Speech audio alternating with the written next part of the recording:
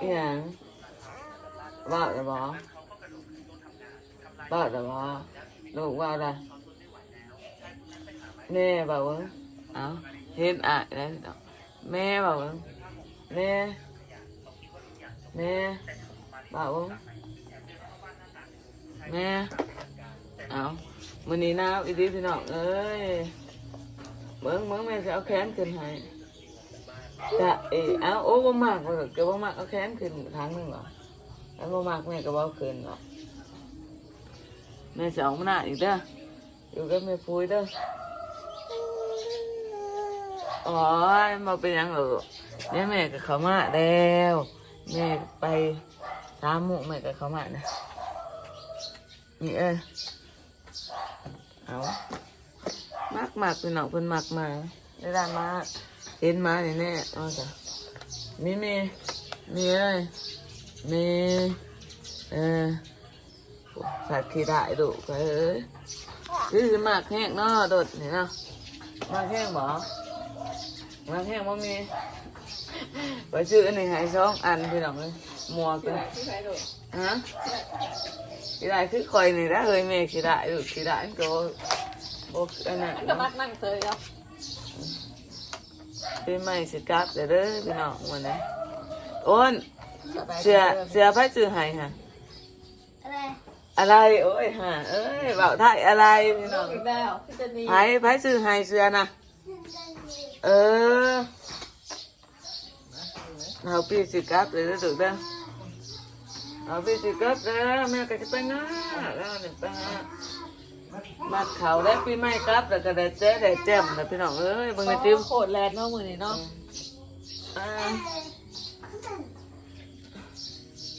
ซื้อ2 อันหมวกก็ได้เสือก็ซื้อ2 ชุดมีเอ้ยหัวตัวแน่มึงแต่ที่สุดที่ขอเคยมาสินี่เนาะอะไรจำมาไหลเนาะไหลมืออะไรมากจะดุเขาเป็นสตรีในกล่องหลามในดุใครชีวิตในก็แต่ดูเป็นยังดุวาย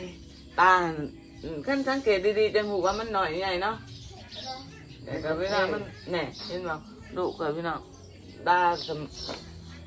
มันหน่อยมันใหญ่ดอกพี่น้องไปเสียงเพลงเขาเจอพี่น้องเลยอยากมันไหนนิดเนี่ยมีบ๊ายบายก่อนบ๊ายบายมึงบ๊ายบายเด้อป้าโดงบ๊ายบายบ๊ายบายเด้อ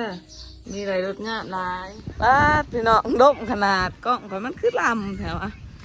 เนาะตอนนี้ว่าบีกับเสียงมาหน้าเนาะพี่น้องแต่ว่าปีใหม่เพิ่นกาสิอันนั้นกลับกรุงเทพพี่น้องเขาก็เลยบ่ได้ไปส่งเด้อเพราะว่ามื้อนี้เขาสิได้ออกไปเกี่ยวข้าวมันแดดแจ่มแห้งแท้แลดแต่ก็ลมหนาวเย็นเพราะว่ามันเบิดฝนน่ะมั้งจะน่าจะบ่มีพายุดอกพี่น้องเอ้ยบ่บีก็ได้ออก2 คนแล้วมื้อนี้แต่ว่าครูจ้อยหันออกก่อนเอาพี่น้องออกก่อนครูจ้อยหันออกก่อนแล้วก็บ่บีออกทีหลังเพราะว่าเพื่อเฮ็ดนั่นเฮ็ดนี่แต่เอาหน้าด่างขดนอกขดนุ่มให้ดูแล้วก็เขาก็จะได้เกี่ยว2 คนก็ครูจ้อยได้หย่องเนาะซาปอกกับวันจันทร์แล้วก็จังได้เกี่ยวนะพี่น้องแล้วก็จังสิได้เกี่ยวเลยมาเพราะว่าเราไปขายของไปขายลูกชิ้นอยู่ตามตลาดรายการพี่น้องบ๊อบบี้มีอันนั้น FC เขาเมนว่าที่บ๊อบบี้ต้องคลิปไปเนี่ยพี่น้องอันนั้นต้องคลิปไปว่าอันนั้นยังว่าดูครึ่งไทยลาวอยู่บ้านบ๊อบบี้นี่มันลายเนาะพี่น้องโคตรลายด้วยแหละกับลายเป็น10 เป็น20 คนคนไหนพี่น้องเป็นคนไทยนะถ้านับดีๆหันบ้าน10 20 คนเนี่ยพี่น้องอันนั้นบ๊อบบี้กันได้ปะได้ถ่ายคลิปเนี่ยว่าลูกครึ่งไทยลาวในหมู่บ้านมันร้ายเนาะพี่น้องมาแต่ว่าโบราณชั้นศาสตร์ไทยนะพี่น้องก็คือย้อนว่าโบราณเห็นพี่น้องถ้าพอไทยแม่ลาวนี่ถ้าถึงสิบ่มีทะเบียนสมรส FC บ้างต้องมีทะเบียนสมรสจังใดสัญชาติไทยเนาะโมเมนพี่น้องโมมีกะไรเด้อพี่น้องถ้าคลอดอยู่ไทยนะไรพี่น้องเพราะว่าพ่อเขาเป็นคนไทยเด็กเขาก็เส้นรับเพราะว่า ลูกเขาเนาะเขาก็เส้นรับก็ได้เป็นคนไทยเลยเนาะพี่น้องแล้วก็ถามมาออกอยู่ล่าเอาเลยไปอันนั้นไปแดนเอาอิหยังวะสัญชาติไทยก็ยากพี่น้องหลายอยู่แต่ว่ายากเนาะก็คือใช้ป่านมันยากแบบนั้นเลยพี่น้องเป็นคนไทยแต่ว่าต้องแลนเสียเงินหลายเนาะพี่น้องถ้าเฮามาออกอยู่ล่าเลยไปแลนเนาะมันเสียเงินหลายก็คือน้องผู้เขากะอันนั้นเนาะพี่น้องขอดอยู่ไทยกะหลายอันนั้นหลายสัญชาติไทยพี่น้องน้องผู้เขาก็ใช้ชีวิตสบายเลยอยู่ไทยเพิ่นก็ไปไทยได้ประมาณ2-3 ปีแล้วพี่น้องโมสามารถมีทะเบียนสมรสกันไรแม่ผู้เขาก็พ่อเพิ่นก็บ่ไหลมีทะเบียนสมรสเนาะพี่น้องก็ยังไหลเลยเพราะว่าเพิ่นเกิดอยู่ไทยแล้วก็หลายคนหลายสัญชาติไทยหลายคนแล้วก็อีกหลายคนก็บ่ไหลเนาะพี่น้องบ่ว่ามีทะเบียนสมรสก็ไหลแห้งสบายเนาะพี่น้องแต่ว่าบ่มีอีกอะไหลคือกันพี่น้องแต่ว่าสิได้ยากคันขอดอยู่ไทยก็อันนั้นเนาะก็ได้เด้อผู้บ่มีทะเบียนสมรสก็ได้สัญชาติไทยเด้อเนาะเพราะว่าพ่อเขาเส้นรับนี่พี่น้องรับบุตรเป็นลูกก็เป็นคนไทยแล้วก็น้องบุตรว่านี่หันบ่ฮู้ว่าอันนั้นแฟนเพิ่นมาแล้วบ่เนาะพี่น้องเนาะพ่อของลูกเพิ่นเนี่ยเฮาก็เลยอันน่ะบ่ได้ถามเนาะบ่เห็นหน้าซ้ํบ่เคยเห็นหน้าซ้ํพี่น้องเอ้ยมีบ่มีก็ได้เด้อถ้าขอดอยู่ไทยพี่น้องแต่ว่าถ้าขอดอยู่ลาวนี่มีสิทธิ์ได้น้อยเนาะเดิมแหละแต่ก็คนก็เดิมหมายว่าออกไปพ่นเขาพ่นน้ำเด้อพี่น้องออกพ่นเขาพ่นน้ำแล้วก็ยังเขาพ่นเขาพ่นน้ำแล้วก็ไปเกี่ยวเขาแล้วบ๊อบบี้ก็สิออกไปเกี่ยวเขาเลยพี่น้องตอนแรกก็มัดกับผู้จ้อยปีใหม่บ่ได้ไปส่งพุ่นซ้ำพี่น้องเลยทางไปหน้าเขานะรถบืนเอาซะนะฮะรถก็จะไปพ่นเขาบืนเอาซะทางไปหน้ากว้างแบบว่ามันยากนะ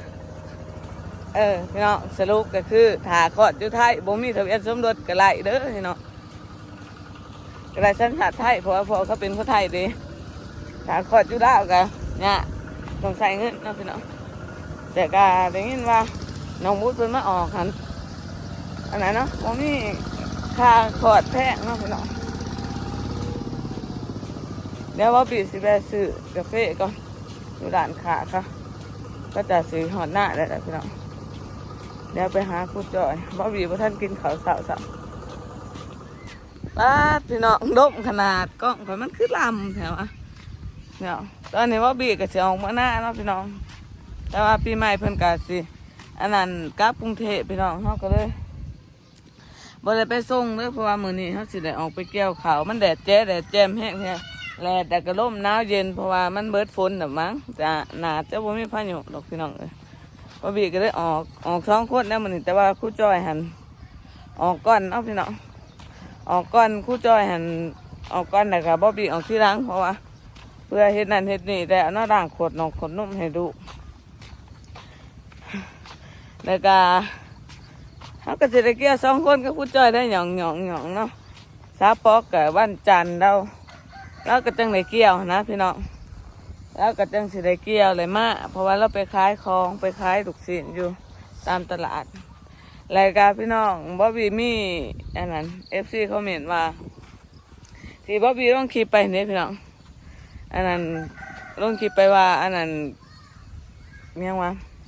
ดูครึ่งไทยลาวอยู่บ้านบ๊อบบี้นี่มันลายเนาะพี่น้องโคตรลายด้วยแหละกับลายเป็น10เป็น20 คนคนไหนพี่น้องเป็นคนไทยนะถ้านับดีๆหันประมาณ10-20 คนเนี่ยพี่น้องอันนั้นบ๊อบบี้ก็ได้ปะได้ถ่ายคลิปเนี่ยว่าลูกครึ่งไทยลาวในหมู่บ้านมันลายเนาะพี่น้องมาแต่ว่าบ่ได้สัญชาติไทยนะพี่น้องก็คือย้อนว่าบ่ได้เห็นพี่น้องถ้าพ่อไทยแม่ลาวนี่ถ้าถึงสิบ่มีทะเบียนสมรส FC ว่าต้องมีทะเบียนสมรสจึงได้สัญชาติไทยเนาะบ่แม่นพี่น้องบ่มีก็หลายเด้อพี่น้องถ้าคลอดอยู่ไทยนะหลายพี่น้องเพราะว่าพ่อเขาเป็นคนไทยเด้เขาก็เซ็นรับเพราะว่าลูกเขาเนาะเขาก็เซ็นรับก็ได้เป็นคนไทยเลยเนาะพี่น้องแล้วก็ถามมาออกอยู่ล่าเอาเลยไปอันนั้น ไปแดนเอาอิหยังวะสัญชาติไทยก็ยากพี่น้องหลายอยู่แต่ว่ายากเนาะก็คือสายป่านน่ะมันยากแบบนั้นเลยพี่น้องเป็นคนไทยแต่ว่าต้องแลนเสียเงินหลายเนาะพี่น้องถ้าเฮามาออกจุฬาเลยไปแลนเนาะมันเสียเงินหลายก็คือน้องภูเขากะอันนั้นเนาะพี่น้องขอดอยู่ไทยกะหลายอันนั้นหลายสัญชาติไทยพี่น้องน้องภูเขาก็ใช้ชีวิตสบายเลยอยู่ไทยเพิ่นก็ไปไทยได้ประมาณ2-3 ปีแล้วพี่น้องโมสามารถมีทะเบียนสมรสกันไรแม่ภูเขาก็พ่อเพิ่นก็บ่ไหลมีทะเบียนสมรสเนาะพี่น้องก็ยังไหลเลยเพราะว่าเพิ่นเกิดอยู่ไทยแล้วก็หลายคนหลายสัญชาติไทยหลายคนแล้วก็อีกหลายคนก็บ่ไหลเนาะพี่น้องบ่ว่ามีทะเบียนสมรสก็ไหลแห้งสบายเนาะพี่น้องแต่ว่าบ่มีอีกอะไหลคือกันพี่น้องแต่ว่าสิได้ยากคันขอดอยู่ไทยก็อันนั้นเนาะก็ไหลเด้อผู้บ่มีทะเบียนสมรสก็ได้สัญชาติไทยเด้อเนาะเพราะว่าพ่อเขาเส้นรับนี่พี่น้องรับบุตรเป็นลูกก็เป็นคนไทยแล้วก็น้องบุตรเมื่อวานนี่หันบ่ฮู้ว่าอันนั้นแฟนเพิ่นมาแล้วบ่เนาะพี่น้องเนาะพ่อของลูกเพิ่นเนี่ยเฮาก็เลยอันน่ะบ่ได้ถามเนาะบ่เห็นหน้าซะบ่เคยเห็นหน้าซะพี่น้องเอ้ยมีบ่มีก็ได้เด้อถ้าขอดอยู่ไทยพี่น้องแต่ว่าถ้าขอดอยู่ลาวนี่มีสิทธิ์ได้น้อยเนาะเดิมแหละแต่ก็คนก็เดิมหมายว่าออกไปพ่นเขาพ่นน้ำเนี่ยพี่น้องออกพ่นเขาพ่นน้ำแล้วก็ยังเขาพ่นเขาพ่นน้ำแล้วก็ไปเกี่ยวเขาแล้วบ๊อบบี้ก็สิออกไปเกี่ยวเขาเลยพี่น้องตอนแรกก็มัดกับผู้จ้อยปีใหม่บ่ได้ไปส่งคนสับพี่น้องเอ้ยทางไปหน้าเขานะรถปืนเอาซะนะฮะรถก็จะไปพ่นเขาปืนเอาซะทางไปหน้ากว้างแบบว่ามันยากนะพี่น้องสรุปก็คือถ้าขอดอยู่ไทยบ่มีทะเบียนสมรสก็ไล่เด้อพี่น้องก็ไล่สัญชาติไทยเพราะว่าพ่อเขาเป็นคนไทยเด้ถ้าขอดอยู่ลาวก็เนี่ยต้องใส่เงินนะพี่น้องแต่ก็ได้ยินว่าน้องบุญเพิ่นมาออกหันอันไหนเนาะบ่มีค่าขอดแพงเนาะพี่น้องเดี๋ยวว่าปีสิไปซื้อกาแฟก่อน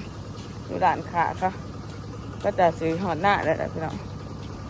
เดี๋ยวไปหาครูจอยบ่บีบ่ท่านกินข้าวเช้า